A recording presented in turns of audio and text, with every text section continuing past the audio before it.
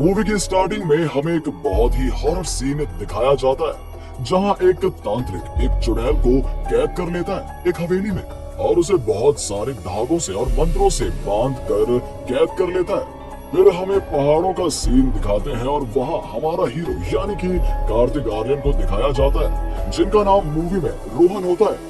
उन्हें एक लड़की दिखती है, वो जाके उससे बात करते हैं। उसका नाम रीत राठौर होता है। रोहन उसके साथ बस में बैठ जाता है। रीत के घर से फोन आता है। उसकी बहन बोलती है तुम्हारी शादी होने वाली है। बस एक जगह रुकती है।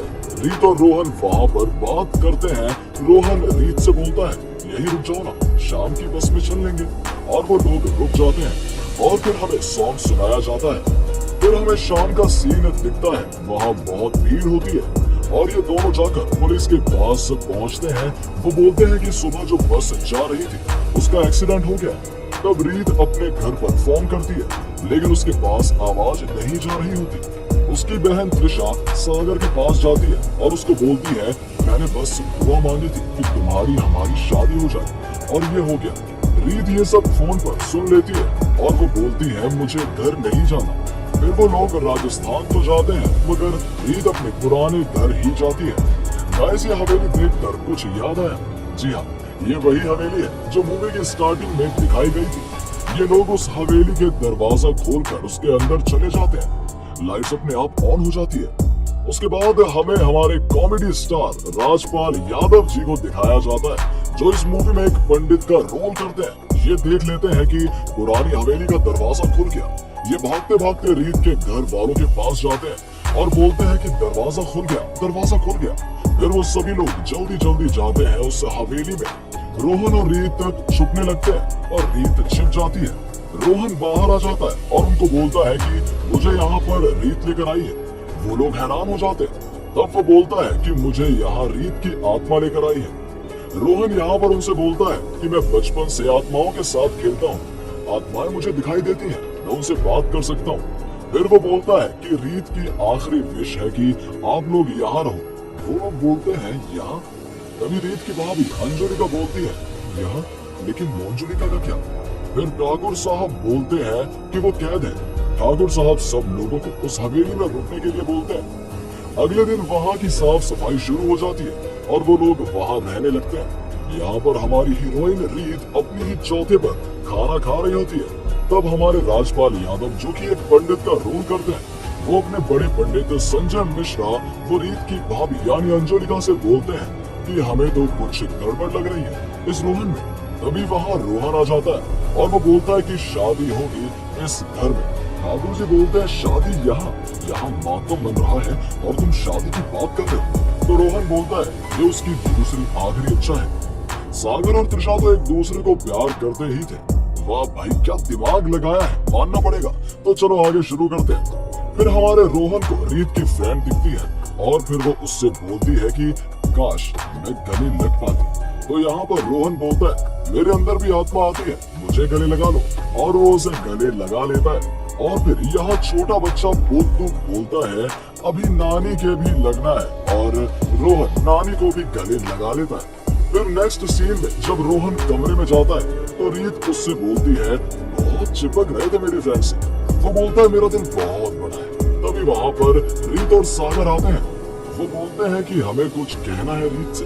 तभी रोहन उन्हें बोलता है हाँ, वो बहुत खुश है तुम्हारी शादी से और वो उन्हें भेज देता है। फिर रात का सीन दिखाते हैं जहाँ रोहन अपने आप उस मंजुलिका के कमरे के पास चला जाता है। तब वहाँ अंजुलिका आ जाती है और बोलती है यहाँ मत आना, ये और आत्माओं से बहुत अलग है। फिर गांव के एक आदमी की माँ मर जाती है तो रोहन को बुलाते हैं उसकी माँ से पूछने के लिए कि उसने सोना कहाँ छिपा रखा है। तभी रोहन वहाँ जाकर पूछता है। रोहन को जब पता चलता है कि ये मरी हुई है वो डर जाता है। तब छोटा पंडित यानी राजपाल यादव बोलता है कि इन्हें अकेले में बात करने देते हैं, चलो चले।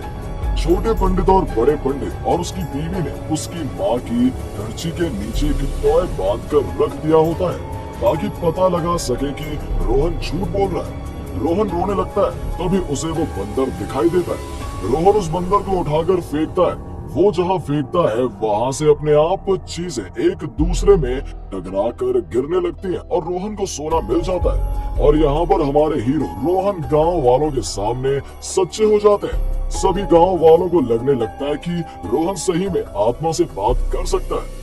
छोटे पंडित को बहुत भरोसा होने लगता है रोहन पर और फिर अगले दिन सभी गांव वाले रोहन के पास बैठे होते हैं। तब वहाँ छोटा पंडित आता है और आकर बोलता है मेरी बीवी की आत्मा से भी बात करवा दो। और वहाँ छोटा पंडित के साइड में एक गधी होती है। छोटा पंडित बोल रहा था कि ये पूरे गांव में हमेशा मेरे पीछे पड़ी रहती है।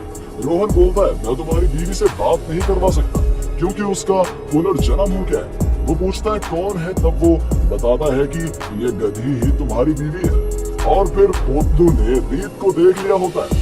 वो पूरी हवेली में सबको बताने लगता है, लेकिन रोहन वहाँ कवर कर लेता है। वो बोलता है कि बच्चे भगवान का ही रूप होते हैं, इसलिए इसको दिख रहा है। और फिर रोहन उसे लेकर जाता है और बोलता है यहाँ से नीचे फेंक दूंगा, अब कभी रीत तुझे दिखेगी तो। रोहन रीत के पास आता है और बोलता है मैं बैग पैक कर रहा हूँ, मुझे नहीं रहना। तो वो उसे बताती है जाओ। ऐसे ही बात करते करते दोनों एक दूसरे को किस कर लेते हैं और फिर हमें सॉन्ग सुनाया जाता है। और फिर रात में रीत के चाचा और रोहन दारू पीने लगते हैं। दारू पीते पीते वो लोग उस कमरे में जाने लगते हैं, लेकिन तभी वहाँ पर अंजुलिका आती है और वो उन्हें बताती है कि यहाँ क्यों कैद है मंजुलिका। वो बताती है कि मैं और मंजुलिका जुड़वा बहनें हैं। हम डांस भी करते थे और हम लोग साथ में हर काम करते थे, लेकिन बाबा मुझे थोड़ा ज्यादा प्यार करते थे। इससे मंजुलिका चिढ़ जाती थी, तो उसने काले जादू में अपना कदम रख लिया और तंत्र मंत्र सीखने लगी। फिर वो जब बड़ी हो गई तो कुंवर साहब को वो पसंद करने लगी थी, लेकिन कुंवर साहब ने मुझे चुना शादी के लिए। इससे उसके दिल को और ठेस पहुंची। तब उसने मेरे बाल और मेरे पहने हुए कपड़े का टुकड़ा काट लिया और मेरे पर जादू करने लगी। और ये सब बाबा ने देख लिया तो उसने बाबा को मार दिया और फिर मेरे पास आई मुझे मारने, लेकिन कुंवर साहब ने रोका तो पीछे से मैंने उसको चाकू से मार दिया और वो मर गई। लेकिन मरने के बाद भी उसने चैन नहीं किया। उसने अगले ही दिन कुंवर साहब को नीचे गिरा दिया और उनकी ऐसी हालत हो गई। और फिर हम लोगों ने एक तांत्रिक को बुलाकर उसे हमेशा के लिए इसमें कैद कर दिया और उसने जितने लोगों को मारा है उनकी फोटो यहाँ टंगी हुई है। ये सब सुनकर रोहन वहाँ से चला जाता है। फिर रोहन रीत को लेके जा रहा होता है, तभी छोटा पंडित देख लेता है और बोलता है हमारे साथ झूठ, हमें झूठ बोला गया है, मेरे इस गधी से शादी करवा दी। वो गांव वालों को और बड़े पंडित को लेकर आता है और बोलता है कि रीत जिंदा है और उसे अगर घर में रीत नहीं मिली तो मुझे मार देना, अगर मिल गई तो। ठाकुर साहब बोलते हैं ये रोहन नहीं बचेगा। फिर वो सब लोग रीत को घर में ढूंढने लगते हैं। रोहन परेशान हो जाता है। रोहन रीत को छुपाने के लिए मंजुलिका के कमरे में डाल देता है ताकि वहाँ कोई ना जाए और अंदर हमें मिलती है मंजुलिका। और फिर जब सब लोग चले जाते हैं तो रोहन रीत को लेने जाता है, तो रीत मंजुलिका की तरह डांस कर रही होती है। रोहन डर जाता है, लेकिन तभी रीत हंसने लगती है और बोलती है प्रैंक कर रही थी। अगली सुबह सब लोग त्रिशा की शादी की तैयारी कर रहे होते हैं। तब अंजुलिका रोहन के पास आती है और बताती है कि पूरे घर में रीत सामान को तोड़ फोड़ कर रही है। रोहन को कुछ समझ नहीं आता। वो चिल्ला के शांत होने बोलता है और वो शांत हो जाती है, तोड़ फोड़ रोक देती है। तभी सामने खिड़की से वो लोग दीवार पर मंजुलिका को चढ़ते देखते हैं। रोहन बोलता है ये रीत है ताकि वो लोग डरे ना। बड़ा पंडित और उसकी बीवी और छोटा पंडित वहाँ पर प्लानिंग कर रहे होते हैं कि गांव वालों को डराना है मंजुलिका बनकर। फिर हमें दिखाया जाता है कि रोहन के कमरे में मंजुलिका आती है और बोलती है रीत कहाँ है। तभी रोहन बोलता है रीत, तभी उसके सामने रीत आ जाती है। अंजुलिका बोलती है कि तुमने उसे वहाँ से बाहर निकाल दिया है। ये लोग अब प्लान बनाते हैं कि कैसे उससे वापस कैद करें। तब वो उस तांत्रिक के पास जाते हैं और पूछते हैं कि वापस अंदर कैद कैसे होगी। तो वो बताता है 3 दिन बाद चांदनी रात को उसकी शक्ति कम हो जाएगी, तब हम कैद कर लेंगे। वो बोलती है 3 दिन तक वो हमें मार देगी। तभी तांत्रिक बोलता है मैं 3 दिन तक लगातार पूजा करूंगा, वो कुछ नहीं कर पाएगी तुम लोगों का। तभी हमें दिखाया जाता है कि तांत्रिक लोग जब जा रहे होते हैं तो मंजुलिका उन्हें मार देती है। और फिर हमें दिखता है कि रात के टाइम गांव में एक आदमी एक आत्मा से बात करवा रहा होता है। तभी रोहन को आवाज आती है रोहन जाकर देखता है तो वहाँ छोटा पंडित और बड़ा पंडित और उसकी बीवी दीवार पर चढ़ रहे होते हैं, मंजुलिका बनकर डराते हैं। रोहन बहुत मारता है इनको और इधर की साइड असली मंजुलिका यहाँ आ जाती है। रोहन वहाँ जाता है, उससे पता चलता है कि ये असली वाली है तो वो भागने लगता है। फिर हमें नेक्स्ट सीन में दिखाया जाता है रोहन डांस करने लगता है और उसके अंदर मंजुलिका की आत्मा आ जाती है। तब रीत बाहर आ जाती है और फिर रोहन अंजुलिका को उठा कर फेंक देता है। तब वहाँ रीत जाकर उठाती है और बोलती है, रोहन तुम लड़ सकते हो मंजुलिका से, मुझे पता है तुम सुन रहे हो। लेकिन रोहन नहीं रुकता। तब अंजुलिका चाकू को रीत के गले पर रखकर बोलती है, पीछे हट जा, मार दूंगी तेरे रीत को। तब रोहन नॉर्मल हो जाता है और बोलता है, आखिर सच्चाई आ ही गई सामने। तो दोस्तों यहाँ पर इन्होंने मूवी को ही पूरा पलट दिया। इतना अच्छा सस्पेंस पूरी मूवी में बहुत बेहतरीन था। फिर रोहन बताता है कि ये मंजुलिका है। अंजुलिका तो पहले ही मर गई थी उस दिन जब ये आई थी, तो उससे पहले इसने इस पर काला जादू करके इसको मंजुलिका जैसा बनाया और कुंवर साहब को पता चल गया था कि ये अंजुलिका नहीं मंजुलिका है। सब लोग चौंक जाते हैं और फिर मंजुलिका हंसने लगती है और बोलती है, 18 साल से तुझे कैद में रखा।